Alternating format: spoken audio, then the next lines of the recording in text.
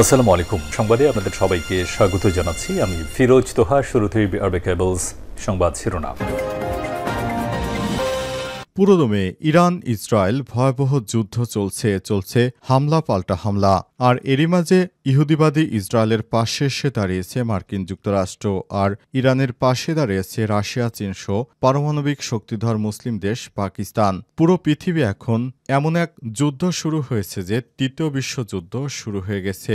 আর এরই মাঝে আমাদের হাতে এসে পৌঁছেছে এই যুদ্ধের সর্বশেষ গুরুত্বপূর্ণ সবথেকে তাজা আপডেট সংবাদ। প্রথমেই জানাবো ইরানের মিসাইল বৃষ্টিতে ইসরায়েলে বন্ধ বিমান চলাচল। ইরানের মিসাইল বৃষ্টিতে ইসরায়েলের বিমান চলাচল বন্ধ রয়েছে। আল জাজিরা জানিয়েছে ইসরায়েলের বৃহত্তম বিমান সংস্থা এল আল ইসরায়েল এয়ারলাইন্স আরকেয়া এবং ইসরায়েল জানিয়েছে যে তারা পরবর্তী নির্দেশ না দেওয়া পর্যন্ত লোকদের দেশে ফিরে আসার অনুমতি দেওয়ার জন্য ফ্লাইট স্থগিত রাখা হয়েছে।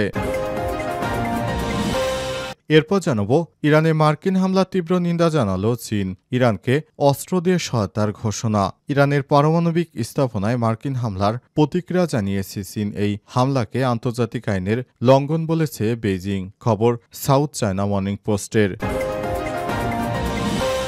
এদিকে ইরানে মার্কিন হামলার ট্রাম্পের সঙ্গে কথা বললেন না পুতিন। ইরানের পারমাণবিক স্থাপনায় মার্কিন হামলার পর প্রেসিডেন্ট ডোনাল্ড ট্রাম্পের সঙ্গে রুশ প্রেসিডেন্ট ভ্লাদিমির পুতিনের কথা বলার কোনো পরিকল্পনা নেই, এমনটি জানিয়েছে ক্রেমলিন। তবে রাশিয়ার রাষ্ট্রীয় সংবাদ মাধ্যম তাসের প্রতিবেদনে বলা হয়েছে দ্রুতই পুতিন ও ট্রাম্পের মধ্যে ফোন কল অনুষ্ঠিত হতে পারে। খবর সিএনএনের।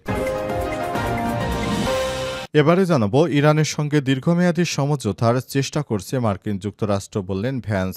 মার্কিন ভাইস প্রেসিডেন্ট জেডি ভ্যান্স বলেছেন মার্কিন যুক্তরাষ্ট্র ইরানের পারমাণবিক স্থাপনায় সফলভাবে হামলা চালানোর মাধ্যমে দেশটির পারমাণবিক কর্মসূচি পিছিয়ে দিয়েছে। তিনি আরও যোগ করেন এর মাধ্যমে ট্রাম্প একটি কূটনৈতিক সমাধানের পথ খুঁজে পাবেন বলে আশা করা হচ্ছে। খবর আল জাজিরার। এবং সর্বশেষ জানাবো সাবেক CC K M Nurul Huda গ্রেপ্তার।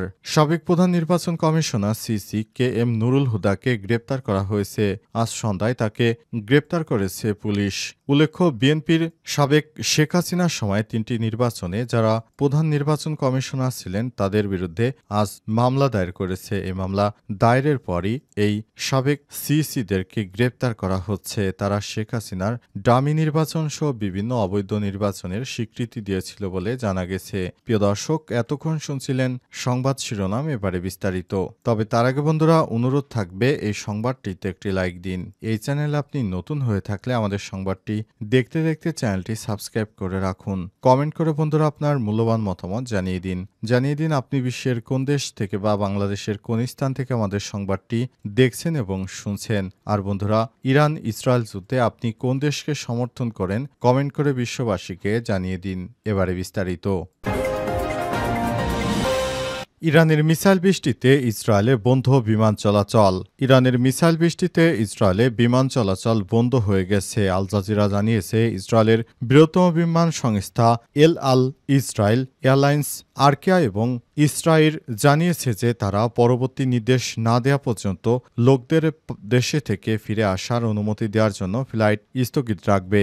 এল আল আরও জানিয়েছে তারা নির্ধারিত ফ্লাইট বাতিলের মেয়াদ ২৭শে জুন পর্যন্ত বাড়িয়ে দেবে। Flight tracking website flight radar ২৪-এর তথ্য অনুযায়ী ইরানের পারমাণবিক স্থাপনা মার্কিন হামলার পর বিমান সংস্থাগুলো মধ্যপ্রাচ্যের বিশাল অংশ এড়িয়ে চলছে। খবরে বলা হয়েছে ইসরায়েল ও ইরানের মধ্যে সাম্প্রতিক ক্ষেপণাস্ত্রর বিনিময়ের কারণে ইতিমধ্যেই এই অঞ্চলে যানবাহন চলাচল বন্ধ হয়ে গেছে। দ্য টাইমস অফ ইসরায়েল জানিয়েছে হামলায় দূরপাল্লার তরল ও কঠিন জ্বালানি উভয় ধরনের ক্ষেপণাস্ত্র ব্যবহার করা হয়েছে। এদিকে বিমানবন্দর ছাড়া ইসরায়েলের বিভিন্ন স্থানে ইরানের ক্ষেপণাস্ত্র হামলায় কমপক্ষে ১৬ জন আহত হওয়ার খবর পাওয়া গেছে। ইসরায়েলের জরুরি সেবা সংস্থা জানিয়েছে অন্তত 10টি স্থানে হামলা হয়েছে। এর মধ্যে রয়েছে কারমেল, হাইফা, তেল আবিব এবং উত্তর অঞ্চল উপকূল এলাকা। ইসরায়েলের সেনাবাহিনী জানিয়েছে 2 দফায় সব মিলে আজ ২৭টি নতুন ক্ষেপণাস্ত্র হামলা করা হয়। প্রথম দফায় 22টি আর দ্বিতীয় দফায় 5টি ক্ষেপণাস্ত্র বৃষ্টি হয়েছে ইসরায়েলে। এই প্রথমবারের মতো এত দফায় দফায় ইরান এই ক্ষেপণাস্ত্র হামলা চালাচ্ছে। ইরানে মার্কিন হামলার তীব্র নিন্দা জানালো চীন। ইরানের পারমাণবিক স্থাপনায় মার্কিন হামলার প্রতিক্রিয়া জানিয়েছে চীন। এই হামলাকে আন্তর্জাতিক আইনের লঙ্ঘন বলেছে বেইজিং। খবর সাউথ চায়না মর্নিং পোস্টের। আজ চীনের পররাষ্ট্র মন্ত্রণালয় সামাজিক যোগাযোগ মাধ্যমে এক্সে এক বিবৃতিতে অবিলম্বে ইরান ইসরায়েলের মধ্যে যুদ্ধবিরতির আহ্বান জানিয়েছে। বিবৃতিতে আরও বলা হয়েছে, ইরানে মার্কিন হামলা এবং আইএই এর নিরাপত্তা তত্ত্বাবধানে থাকা পারমাণবিক স্থাপনাগুলোতে বোমাবর্ষণের কঠোর নিন্দা জানায় চীন। যুক্তরাষ্ট্রের এই ধরনের কার্যকলাপ জাতিসংঘ সনদের উদ্দেশ্য, নীতিমালা এবং আন্তর্জাতিক আইনের গুরুতর লঙ্ঘন বলে বিবৃতিতে উল্লেখ করা হয়েছে। এছাড়াও মধ্যপ্রাচ্যে শান্তি প্রতিষ্ঠা এবং স্থিতিশীলতা পুনরুদ্ধারে আন্তর্জাতিক সম্প্রদায়ের সঙ্গে একসঙ্গে কাজ করার জন্য প্রস্তুত রয়েছে চীন। এদিকে ইরানের পারমাণবিক স্থাপনার উপর যুক্তরাষ্ট্রের হামলার তীব্র নিন্দা জানিয়েছে রাশিয়া। একই সঙ্গে ইরানে মার্কিন এই হামলাকে দায়িত্বজ্ঞানহীন ও আন্তর্জাতিক আইনের চরম লঙ্ঘন বলেও অভিহিত করেছে মস্কো। ইহুদিবাদী ইসরায়েল একের পর এক ইরানের নিরীহ মানুষদের হত্যার চেষ্টা চালিয়ে যাচ্ছে। ইরানও ব্যাপকভাবে প্রতিরোধ করছে, আর ইহুদিবাদীদের সমস্ত স্থাপনা এক এক করে গুড়িয়ে দেওয়া হচ্ছে। ইরানের কর্মকাণ্ড দেখে ইহুদিবাদীরা পুরোই বেহুশ অবস্থায় পড়েছে, কারণ তারা মনে করেছিল ইরান হয়তো এই ধরনের প্রতিরক্ষা সিস্টেম চালু রাখতে পারবে না, কিন্তু একের পর এক ক্ষেপণাস্ত্র হামলায় ইহুদিবাদী ইসরায়েল ধ্বংস হয়ে যাচ্ছে। ইরানের মার্কিন হামলার ট্রাম্পের সঙ্গে কথা বললেন না পুতিন। ইরানের পারমাণবিক স্থাপনায় মার্কিন হামলার পর প্রেসিডেন্ট ডোনাল্ড ট্রাম্পের সঙ্গে রুশ প্রেসিডেন্ট ভ্লাদিমির পুতিনের কথা বলার কোনো পরিকল্পনা নেই আজ, এমনটি জানিয়েছে ক্রেমলিন। তবে রাশিয়ার রাষ্ট্রীয় সংবাদ মাধ্যম তাসের প্রতিবেদনে বলা হয়েছে, দ্রুতই পুতিন ও ট্রাম্পের মধ্যে ফোন কল অনুষ্ঠিত হতে পারে। খবর সিএনএনের। গত জানুয়ারিতে ইরান ও রাশিয়ার মধ্যে গুরুত্বপূর্ণ এক অংশীদারিত্ব চুক্তি স্বাক্ষরিত হয়েছে। এই চুক্তির মাধ্যমে দুই দেশ কৌশলগত মিত্র হিসেবে আরও ঘনিষ্ঠ হয়েছে। তবে এই চুক্তিতে অন্য কোনো দেশের দ্বারা কেউ হামলার শিকার হলে তাকে সহযোগিতা করার কোনো বাধ্যবাধকতা উল্লেখ করা হয়নি। এদিকে বৃহস্পতিবার রুশ প্রেসিডেন্ট ভ্লাদিমির পুতিন ও চীনা প্রেসিডেন্ট শি জিনপিং ইরানের ইসরায়েলি হামলার নিন্দা জানিয়েছে। যদিও এই বিবৃতিতে মার্কিন পররাষ্ট্র মন্ত্রণালয় যুক্তরাষ্ট্রের কথা উল্লেখ না করে শি জিনপিং আরও বলেছেন, তাদের অধিক শক্তি রয়েছে, তাদের এই সংঘাতের মধ্যে না জড়ে বরং পরিস্থিতি শান্ত করতে কাজ করা উচিত। তবে চীনা প্রেসিডেন্ট এমন আহ্বান কোনো কাজে আসেনি। পশ্চিমা একাধিক নেতাদের আহ্বান উপেক্ষা করে গতকাল রাতে ইরানের পারমাণবিক স্থাপনায় হামলা চালিয়েছে মার্কিন যুক্তরাষ্ট্র।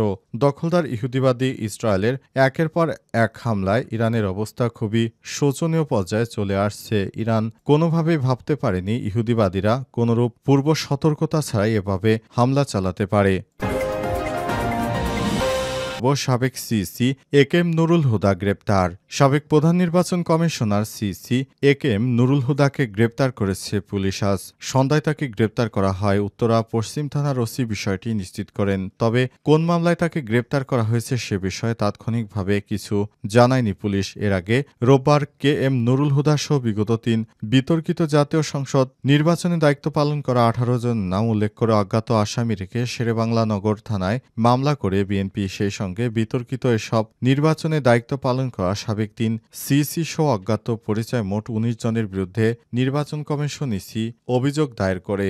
বিগত সময়ে যারা বিতর্কিত নির্বাচনে শেখ হাসিনাকে সহায়তা করেছে বা শেখ হাসিনা যারা ঘনিষ্ঠ নির্বাচন কমিশনার ছিলেন বিগত ৩টি নির্বাচনে তাদেরকে ধরা হচ্ছে। তাদেরকে ধরে ধরে জেলে পোড়া হবে, কারণ এরাই হচ্ছে শেখ হাসিনাকে ফ্যাসিস্ট হতে সহায়তা করেছে। এদের কারণে শেখ হাসিনা ফ্যাসিস্ট হওয়ার সাহস পেয়েছে বলে মনে করে বিএনপির নেতাকর্মীরা। তাই বিএনপি এদের বিরুদ্ধে মামলা দায়ের করেছে।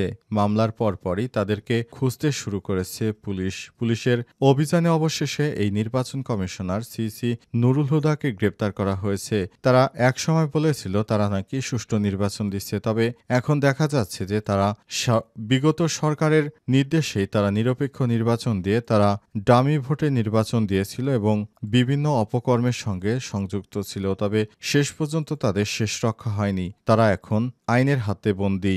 বাকি নির্বাচন কমিশন কাজী হাবিবুল আওয়ালকেও গ্রেপ্তারের চেষ্টা করা হচ্ছে।